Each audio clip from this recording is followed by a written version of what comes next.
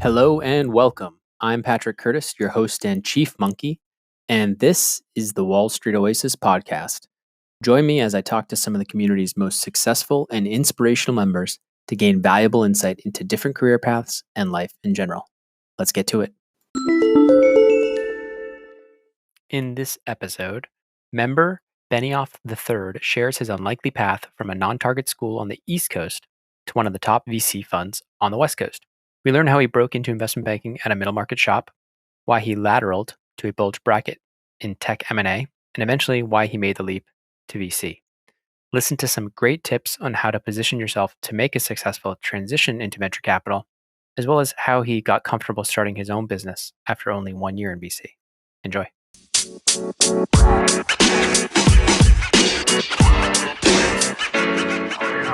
All right, Benioff the Third, thanks so much for joining the Wall Street Oasis podcast. Absolutely. Thanks for having me. So it'd be great if you could just give the listeners a short summary of your bio. Yeah, absolutely. So I grew up on the East Coast and did my undergrad at a non-core school, also on the East Coast. And then after undergrad, I came out to the West Coast doing middle market tech coverage at an investment bank in San Francisco. I lateraled after a couple of years to do tech M&A at a bulge bracket bank. Then I spent a little bit of time in venture capital, and then this past year I left VC to be the founder of a software company.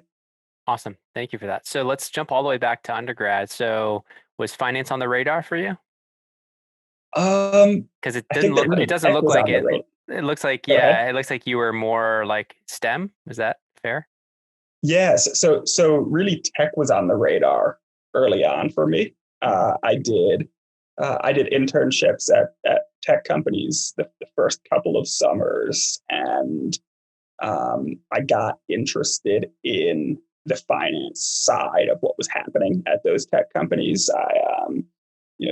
One of them was raising a venture round at the time that I was there. One of them did a big M&A deal during the time that I was there, and that was kind of what got me interested in, I guess, what I would call the intersection of tech and finance. And from there, I had conversations with some alumni who were working on Wall Street and tried to learn more about what finance was about, and that was what pushed me towards investment banking.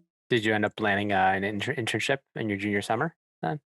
I did, yeah. I was. How did you get that, through alum, or through, and why was it? Was it at the bank you ended up at on the West Coast? Yeah, it was. So my process for internship recruiting was that sophomore summer when I was in New York working at a tech company, and I was exploring more finance related roles. I had a lot of networking chats, coffees, things like that with alumni from my school. And then, this was back when junior internship recruiting was in the fall and even the spring of your junior year. So, believe it or not. So, yeah. I went back up to school after my internship, and in the coming months, I stayed in touch with a number of the alumni who I had met over the summer. When their application processes opened up, I said, "Hey, I'm applying.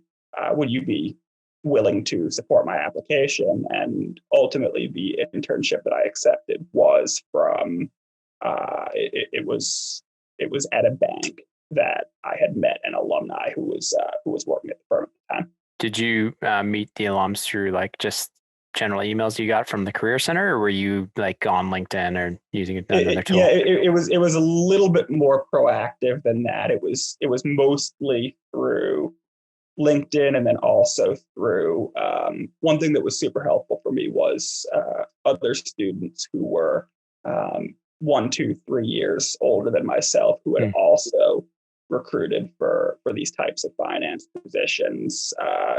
Turning to them and saying uh, which alumni were receptive to your outreach, which ones do you have existing relationships with from when you were recruiting, who you Hmm. could potentially introduce me to.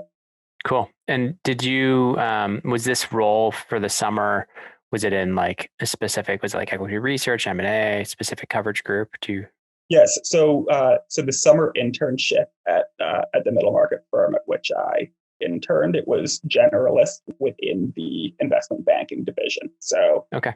So I spent the summer doing uh, healthcare and tech and industrials, focused on mid market M&A and capital raising, and then um, I got the return offer for full time. And when you accept that offer, uh, what you're doing at the firm that I was working at is you're saying, I'm going to come back next summer and go through a group selection process to figure out which group I'm going to be with, which group I'm going to be in for full time. Got it. Okay. And so was it tough hours for that summer? Or Um, more reasonable than what you hear at some of the other places? uh, 70, 80 hours a week it was in that range. or worse? I think that it was I was probably working longer hours than that, but it was probably my own fault, or it was self-imposed. I think that in my mind, uh, the way that I was approaching it was I can handle anything for 10 weeks. So I was staying in the office super super late, probably later than I needed to. Definitely at a rate that wouldn't have been sustainable if those were the It hours sounds that like I you're in was the office for more like 100 hours a week based on what you're saying. at. But yeah, Yeah, something like that. But cool. but I don't think it was. It probably wasn't because it was firm imposed. It was more self imposed out of When you say naivete. self-imposed, were you like doing extra work for like on your own on the side, or were you like asking for more work? Yeah, I'm more talking along the lines of the latter. Mhm. If I were to finish what I was working on at midnight or 1 a.m. Um, it's that's probably good enough in terms of work ethic. But I would I would at 12 or 1 or whatever time I was about to leave the office, I would go around and say to everyone, hey, is there anything that I can help with? And when you have uh, a tired second or third year analyst who has a PE offer, and the intern comes around at 1 a.m. and says like, hey, like, can I do anything to help you? 9 times out of 10, they're going to say like, yeah, like here's all the things that you can help me with. So kind of learning how to uh, be proactive in asking for work while also not burying myself was something that I learned over time, and that I wasn't quite so polished at back when I was an intern. Yeah, it's almost like you don't know how to protect yourself or say no initially, and so you're eager to impress. Sometimes your work quality can go down if you're not sleeping enough, right? Yeah, that's exactly right, and it's actually a little bit of a funny anecdote is that we had uh, as part of the internship program, we had like we went to an industry conference, and we had um, some law firms that specialized in various parts of the M&A process come in and do lunch and learns and things like that. Um, and I remember that relatively early on, I was super exhausted from being in the office really late the night before, and these lawyers came in for a lunch and learn, and Did I you just fall couldn't asleep? stay awake, and I was falling asleep, and the intern staffer actually called me aside later that day and said like, oh, like saw you were falling asleep. Like that's not a great look. And I thought to myself, this was like 3, 4 weeks into the internship, and I thought to myself that like there was no chance I was going to get a return offer or anything like that. I was super upset, but I think that was kind of the turning point where I realized that I needed to Sleep. take care of myself a little bit better, and ultimately was able to right the ship and get the return offer. Nice. So did you, and then when you were finishing your work at minute or one, did you actually go home and get like 7 hours of sleep or something? Something like that, yeah. Good. So you're kind of getting through this. You get the offer. You're super excited. Now you kind of enjoy your senior year, or what? What do you like coming back your senior year? Yeah, yeah. I did do a pretty good job of not hustling too hard on my work my senior year. You know, um it's kind of my personality that I wasn't gonna totally let it Yeah. lapse and coast, but I also definitely, you know, when presented with a Thursday or Friday evening, when I had the choice between studying or getting some quality time with my friends, I think I did a pretty good job of taking advantage and taking advantage of the fact that I had the offer in hand and enjoying my senior year. That's great. So you started full time. Was it similar to the internship, or did you know enough, or like what was that first kind of few months like when you started full time? Yeah, You had it to make was the move to the West Coast, so there was that. right, right. So you know, I was out in San Francisco. Like I said, we went through that group placement process. Hmm. Any tips for that for the listeners who have to go through something like that? Because I know it creates a lot of stress because they're like, I want to be in this M&A group or whatever group that's a top, top Yeah, group for deal flow. And did you I have that? Were mean, you like, did you know the groups that had the most deal flow and you wanted to be in those? yeah, yeah. I had some picture of it. I realized that it's easier to say now, but you know, as opposed to what my thinking was at the time. But solve for um, working with good people, meaning both people who are smart and who you respect, but also people who have a reputation for treating their colleagues well, because you're going to be spending so much time with these people. How did you get that info? How do you get the info? Um, Analysts? talking to the current analysts. That they were, at least in my case, pretty open about it. Like avoid this MD or, or whatever. Run fast, run far, far away. So did you end up getting the group you wanted? And tell I me did. about the process. You were there for a good number of years. Tell me about kind of the progression of like from first year to second year to third year. And if you're willing to share a kind of a range of pay, that would be helpful too. Yeah. I so I was at that first. I did 3 years of banking. Hmm. I was at my first firm, the middle market firm, for my full 2 year stint, Hmm. and then it was after that that I lateraled to the Bulge bracket firm as a third year analyst.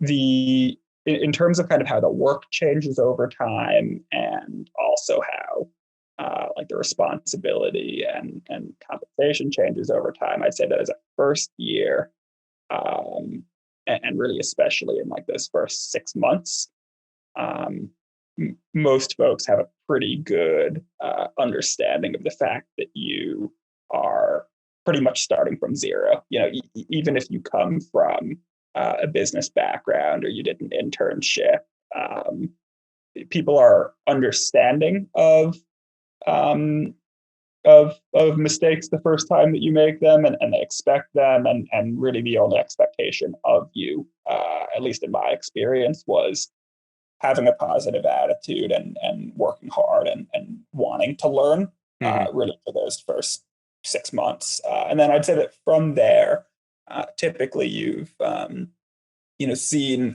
enough reps that the bar for your quality of work reasonably starts to increase, and you also at that point hopefully are, you know, if you're a good performer, you're starting to be trusted with a little bit more meaningful work kind of on the analytical side, Hmm. as opposed to maybe shifting logos around. So that PowerPoint was to kind of the Excel, the progression. transition. Right. The PowerPoint to Excel transition, Yeah, exactly. yeah. So that was kind of the first year. Um, and then in terms of what comp kind of looked like in the first year, I think that my first year as an analyst was the first year that base had increased from 70 being street to 85 being street. Hmm.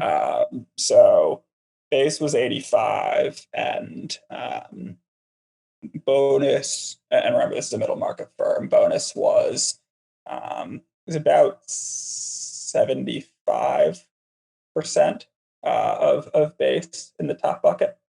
Which is great. Uh, So were you top bucket, so around 60K ish?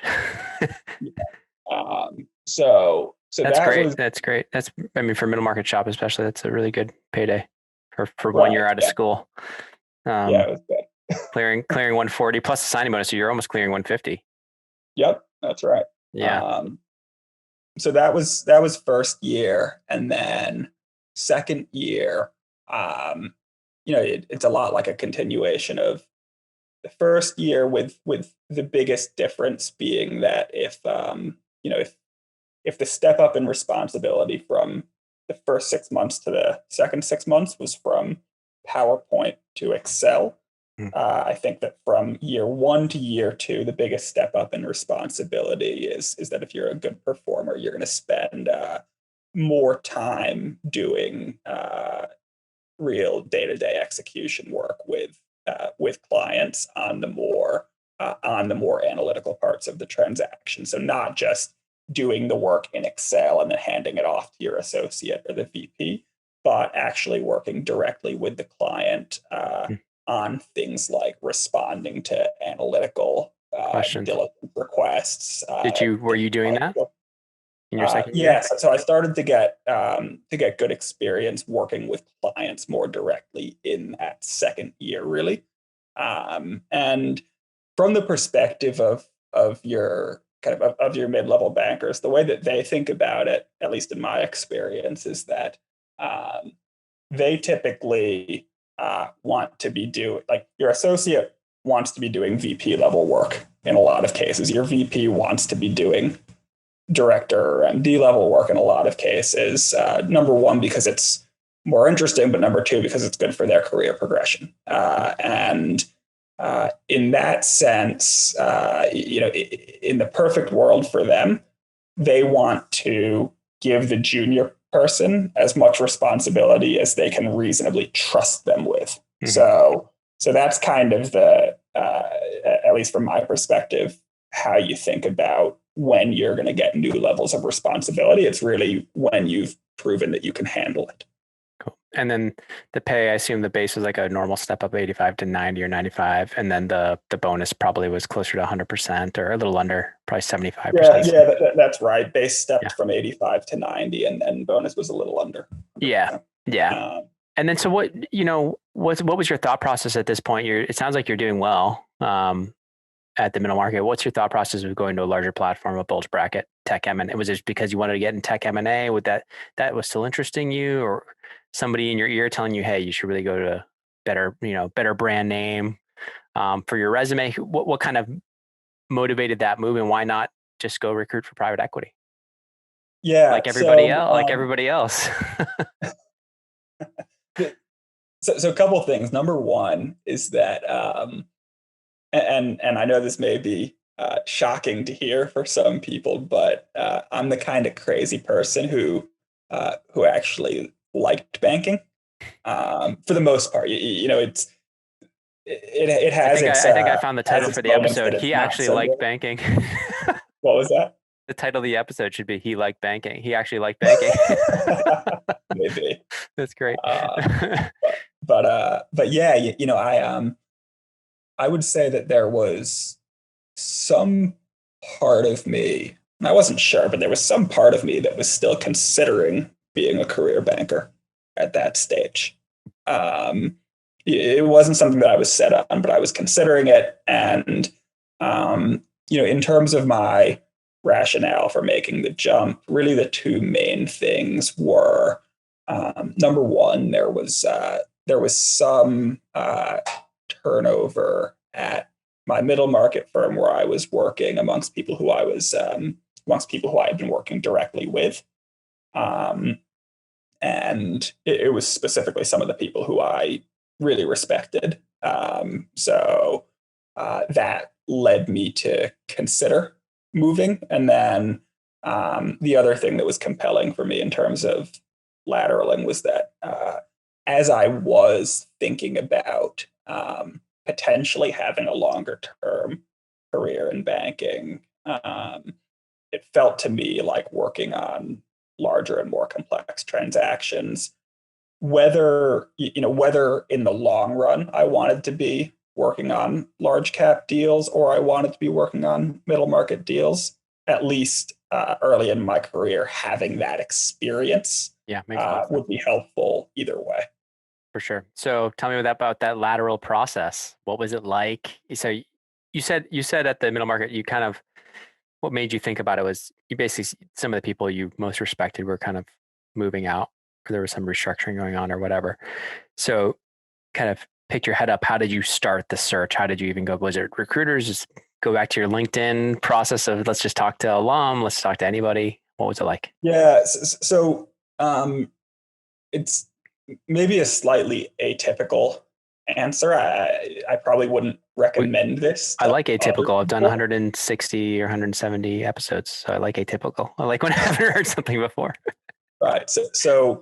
Um, so I'm sure that if my process had gone on much more than a couple of weeks, then I would have taken a more network focused approach. But actually, like the first night that I said maybe I'm going to start talking to some other banks, there was a LinkedIn posting for experienced analyst job at one of the top bulge bracket banks right down the street from my current office. I applied online, and like it was actually on my to do list to reach out to someone who I knew. And I tangentially knew someone in that office. My plan was to like reach out to them and try to use them as a little bit of a backdoor Boost. in. Yeah. But I ended up being super busy at my current role, like, and I didn't get the chance to, or I hadn't gotten the chance yet to reach out to that connection that I had. But the firm that I had applied to, the Bulge Bracket Bank, Mm-hmm. they reached out to me directly just based on the online application and said, "Hey, do you want to interview?" And on the one hand, that sounds very atypical that you would apply online and get a response from a large bulge bracket investment bank. But I actually think that at least at the time, and maybe it has something to do with like not being in New York, where there are fewer bankers in other markets, but it's not like there are tons of qualified candidates Oh no, you're not. who I are agree. lateraling at the senior analyst That senior level. analyst, you are so like in demand. When you have 2 years Right, of experience as an analyst, you're cheap labor. And then if they've lost a first year analyst and they've been struggling for like 6 months, they're at that point they're super motivated to bring anybody in. They're like, we need bodies. right, yeah, yeah. No, that's exactly right, and It's hard to find. yeah, and the other thing is that the group that I was joining, it was an M&A group that has a reputation for being highly, highly analytical. And I think that, sometimes these lateral analyst roles, they're more open to folks who came from an accounting background or a Fortune 500 background. But Yeah, in particular, this group was only going to hire a someone banker. who had a couple of years of investment banking experience. Hmm. So that's maybe a little bit of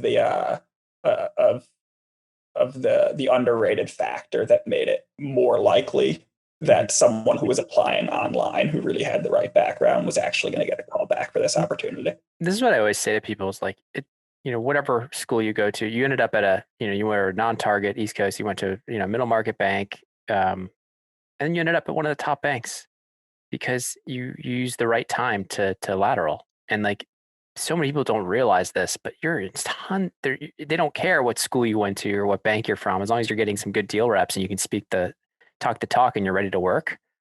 So like everyone's like bulge bracket, like right out of school. I'm like, it doesn't matter. Like you can make that transition. A guy from my analyst class, Rothschild, went Rothschild Morgan Stanley pretty easily within a year. Yeah, So if you want to trade up from banking to banking, it's actually not as difficult as a lot of people think. Um, Especially nowadays, there's first year analysts dropping like flies because of work from home. So I bet you there's like going to be a massive market for lateral hires this year, um, and they actually may start having to relax some of those constraints of, hey, we're only going to take a banker to let's look at yeah. transaction advisory services, or it may trickle down. A lot of the middle markets or lower middle market banks may struggle retaining talent. But anyway, so you make that jump, you do all that, and then were the hours much worse at this bulge bracket? And then why only stay for looks like about a year from what I can see here? Um, Yeah. Yeah. So first question, were the hours worse? The hours were pretty intense, I would say. It was a busy period. There was also a lot of junior turnover at that time in the group, both in the M&A group where I was working, as well as in the coverage group that we mostly partnered with. It was the kind of thing where, frankly, deals were coming in faster than junior resources were coming in. So the hours were intense, but I'm super glad that I got the experience.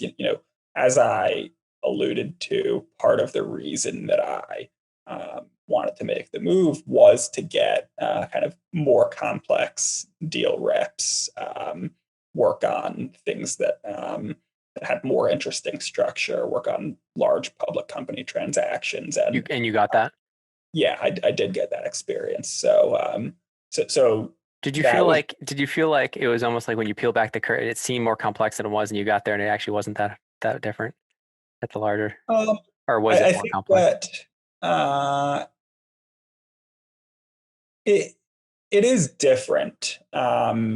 It is different doing like a private middle market sell side Hmm. uh, versus and for the avoidance of doubt, like uh, a private $5 billion sell side and a private $200 million sell side are pretty similar to each other. Hmm. But in general, comparing a private sell side, which is what a lot of my middle market experience was, Hmm.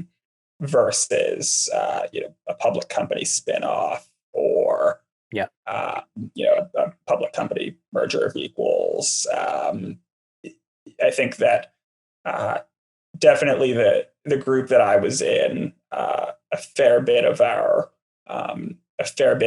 M&A work was more around things like separation alternatives for large companies, as Mhm. opposed to kind of vanilla sell sides. And I do think that there was a fair bit more to a lot of those transactions. Interesting.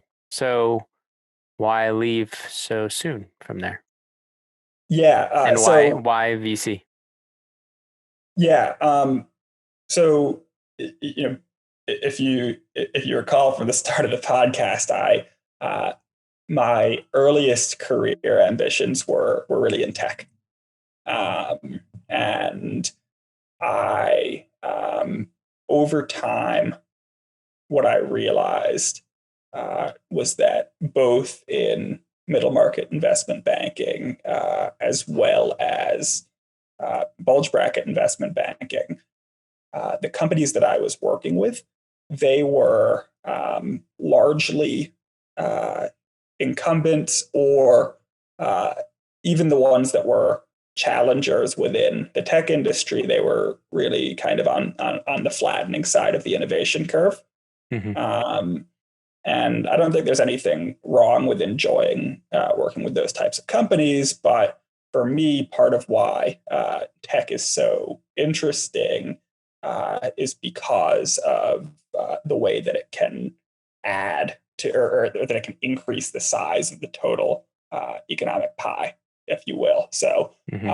bringing net new solutions into the economy that change the way that companies do work, or that change the way um, that consumers go about their lives. So uh, the opportunity to work with those kinds of companies again, as opposed to these kind of larger companies, was really compelling to me. Can you tell me how you kind of approached that transition, and whatever you're comfortable sharing is fine, in terms of, was it, again, just another online application? I assume not, at this stage, but yeah, what was your kind of, how did you get that opportunity? Yes, so my in there was actually through a board member who had been a client of mine in banking, who I had worked with him uh, on two different transactions, and uh, when they were looking to hire a junior person onto their team, um, he approached me and said, "Hey, we're looking to hire a junior person. Do you know anyone?" And I said, "Yeah, I do know someone. Can I interview for it?" Uh, and I went through that process. I talked to a whole bunch of different folks on the team, and it worked out. Any advice in terms of how to prep for like a VC interview versus like a traditional banking interview? Yeah, an important, and it depends on what stage of VC you're talking to. That's Hmm. a very important distinction. But one thing to note is that, especially if you're talking to kind of an early stage or an expansion stage VC, so really anything from seed out to Series B or even C, is that, unlike in PE interviews where you're competing against a lot of people who look a lot like you, in these early stage VC interviews, frankly, the banker has fallen out of fashion. You Most of the people who you're interviewing against are coming from product or eng roles at tech companies, and um, the what that means in terms of how you have to prepare is that you need to, number one, cover up your weakness relative to those candidates, and also, number two, do a really good job of highlighting why your skill set is something valuable that those other candidates might not have. But So don't they come back at you and they're like, yeah, but the math's easy, the modeling, there's no modeling here. It's all about like strategic. So what do you say to that when they come at you, if you try to highlight some sort of financial modeling acumen? yeah, so I would say that the part of the banking skill set that is transferable, and that I would try to play up, is not as much the financial modeling as it is um, the means of thinking about what makes a good business, Hmm. and what makes a good market, and what makes a good investment thesis, and how companies position themselves relative to each other. Mm. So that is, while it's not necessarily uh, the skill set that a lot of people get into banking to develop, a lot of people get into banking to develop this broad financial analysis and financial modeling skill set. Um, I don't think it should be overlooked that you actually do get pretty good insight into company strategy and what makes a business generally attractive to investors, that someone who's in more of an engineering individual contributor role at a big tech company or at a hot startup, they may not get that skill set. Yeah, that's fair. So tell me, in terms of your time there, I know you whatever you're willing to share in terms of like pay. Was it a pay cut coming from Bulge Bracket to VC? I assume maybe. Um, it was so it was I was being paid less than I would have if I had stayed as an Stayed. associate. That But it was pretty comparable to my like third year analyst pay were you all in. okay? That's still really good. Were you thinking of staying in VC long term? I mean, you had thought banking is like potential banker for life here. Then you're kind of making a little bit going more kind of early stage and principal side investing. Was that something you thought this is something I might want to do long term? And then why make the decision to kind of break out on your own? Um, so I think that mm, people who go into at least early stage venture, I alluded to the fact that most of the people who you're competing against are more from tech backgrounds. Mm-hmm. Um, I think that that's true at the junior to mid levels, and it's probably 5x more true at the senior levels. So if you look at the partner level in a lot of these firms, they're functionally there's functionally nobody who didn't do a stint as an operator, if not as a founder. So uh, I am super interested in VC in the long term. It's hard to definitively say whether I'm ever going to go back or not, but just as someone who's interested in it at all, having experience operating at a high growth startup is it's almost required, I would say. And then the other piece of that is that when you're working at a top tier VC firm, you see a lot of founders, and uh, it, I'm half joking but half serious when I say that every single founder who you look at, you have one of two reactions to them. You either say, "Wow, they're super smart and they're working on something super cool, and I want to do something like that," and it gives you this founder FOMO to go start a company. Uh, or alternately, you say, "God, like that man or that woman's not so smart." And my firm, which is one of the top tier VCs, wrote them a check, and like I could do that. Like I could do even better than that. And they're on paper worth a lot of money right now, like super lucrative. So again, half kidding, half serious. But when you do see that many founders and that many companies, you do get a fair bit of founder FOMO. How do you get comfortable? Somebody who's in banking, for a while, it tends to be considered one of the most risk averse places to earn a good living. You're earning a great living. How do you get comfortable going from, a top bulge bracket bank, a top VC fund, and be like, yeah, I'm just going to go launch my own business. And I hear you that like, all the partners at the top VCs have this experience, but why not ride it out a little longer and save up some more? Yeah. So that's a great question, and a lot of people in my network, when I told them that I was going to go start a company, They're like, they wait. pressed really hard on that. Yeah. Um, and I'd say that there are a couple of things that are maybe helpful as a framework. Number one is I was never somebody who wanted to get an MBA. Um, I always um, I'm someone who's pretty analytically inclined, and just the financial equation of paying that much in tuition and living expenses and opportunity You cost. do seem very logical. You do seem very engineer. Yeah, Yeah.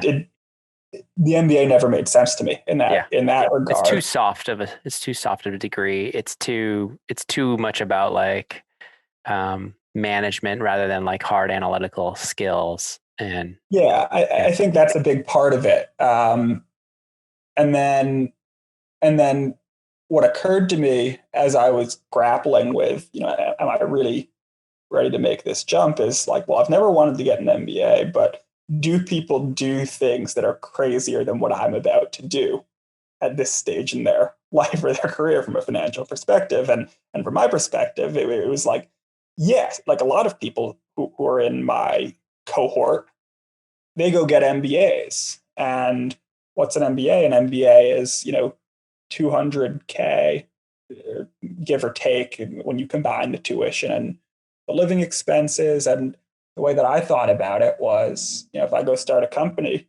if I burn through 200K of my savings over the course of several years, gosh, like I'd really like to not burn through 200K, but in a scenario where we never get to any semblance of product market fit, we're never able to raise a seed round and kind of pay ourselves at least a living wage of a salary. Hmm. The worst case scenario is still like not as bad financially as getting an MBA. Yeah. And tons of people go and get the MBA. So that was helpful for me, I'd say, is one thing. And obviously there's nothing wrong. Like the MBA is right for some people. Hmm. It was never right for me, and that was just a helpful thing in terms of framing. Do you feel like but also with work from home and COVID, it's also one of those things where the MBA has lost a lot of value even more. Like, half if not more of the value is not pure. It's not the education, it's the connections you make. And throughout the industry, it's very valuable for career changers. You were already in kind of the space you wanted to be, in the sense of like you're already at a top VC fund. Why, or a top investment bank before that. You're not getting a ton of value going and getting a top MBA and then just getting back into that same same place you already were. So it's almost like the high risk, high reward. Now is the time. Do you have a family now, like a wife and kids or anything? No, I'm still single in my mid-20s, trying to figure out how to date in a pandemic. Let's talk about that. Have you been able to go on dates at all? Um, uh, kind of. So San Francisco's been pretty. It's been pretty conservative with respect to COVID the whole time. Things have been mostly locked down, but a couple of I've been able to go on a couple of dates just through mutual friends, outdoor dining, stuff like that. Yeah. So tell me a little bit about, well, whatever you can. So you got comfortable with this kind of, okay, if I lose $200,000, it's still. Do you feel like the education of actually running with this and managing a team, and how did you think about building your number one? Let me rewind. How did first did you find your idea that you say this is what we're going after? Like, and you talked about product market fit. Tell me a little bit about like just how you analyzed the idea and how you said, okay, now I'm ready. Because it seems like you jumped pretty fast. Yeah, that's a great question. And it actually is related to a little bit of the question that you asked earlier around how, as a risk averse person, you get comfort doing something like this. Without getting too much into specifics, the general problem space that we're building in it's something that it's a problem that I had encountered, I'd say, in a pretty lightweight fashion back when I was a banker. And then when I was a VC, similarly, I saw a lot of our portfolio companies dealing with this problem, and actually a lot of them experiencing it in very similar ways in a very uh, narrow time frame to each Mhm. other. So, I am building in the enterprise space. I'm not building a consumer product where I'm trying to capture lightning in a bottle and make a guess as to what some new undiscovered consumer behavior is. This is it is a problem that I've been able to talk to a lot of potential buyers about how they experience it today, what's working about their current solutions, what's not working about their current solutions. And I was able to have a lot of those conversations while I was still employed that helped me get the courage or the conviction, if you will, to actually make the jump. Very cool. It's exciting. So, well, we appreciate you sharing kind of your journey so far. Obviously, TBD on your startup and see how it goes. And it's still kind of early days, right? So, congrats on making that leap, and um, best of luck to you. If I can be helpful at all, please let me know. It's interesting you talk about that because I was super risk averse, probably even more than you, in the sense of I was working in private equity for about Wall Street Oasis was going for a good 3-4 years. And then on top of that, I went and got my MBA as another insurance policy. So it was a good 5 years, for almost 4.5 years of running WSO before it was my full-time job. Right. So yeah, Yeah. it's interesting. Um, but anyways, anything else you want to share before we call it for the listeners? Anything that we left out or I forgot to ask? Um, I think that the you know in terms of advice from an elder, not that I'm old, but maybe the one thing that a lot of junior folks who are still in banking or who are considering going into banking asked me about is they say um, like, how do I make the most out of banking? Or they say, should I even do banking? A lot of people are trying to, regardless of what they want to do after banking, they're trying to skip the banking step these days, because some of those employers are more receptive to it. And I will say that banking was extremely formative for me. I think that even though the space that I'm working in right now might feel very different from banking, and it may be hard to, hard to equate how the banking skill set would be relevant. I think that having put in my time in banking and having learned how to pay really close attention to the small things, having learned how to have kind of that killer work ethic from people who have been doing it for a long time. I think that it shouldn't be understated as one of the benefits of banking, regardless of what you want to do after. I think that's something that's maybe gotten a little bit lost in the discourse. Whereas, 6 years ago when I was recruiting for banking, everyone was, it was almost a cookie cutter answer to the point where it felt awkward saying it. But people were saying, I want to go into banking to learn how to work super hard. And I don't hear that much anymore, maybe because it doesn't feel that tangible, but that was like the best thing that I got out of banking. And it's something that I'm definitely going to be able to, so it's something that I employ regularly. My early customers in my new company, this is going to sound, it's not going to sound great, but they love it when they email me at 2 a.m. and I still sleep with my email alerts on and I reply to them right away. Not everyone does that. And that level of responsiveness to asks and that level of when someone gives you a deadline, just dropping everything and being able to do it. I think it's an undersold part of banking. For sure. It develops that kind of that work ethic. That's just hard to, I mean, any other job you typically go to will feel like a breeze. Yep. Anyways, thank you so much for spending the time and sharing your story with myself and the listeners. Absolutely. Thanks so much, Patrick. And thanks to you, my listeners at Wall Street Oasis. If you have any suggestions whatsoever, please don't hesitate to send them my way, Patrick at wallstreetoasis.com. Until next time.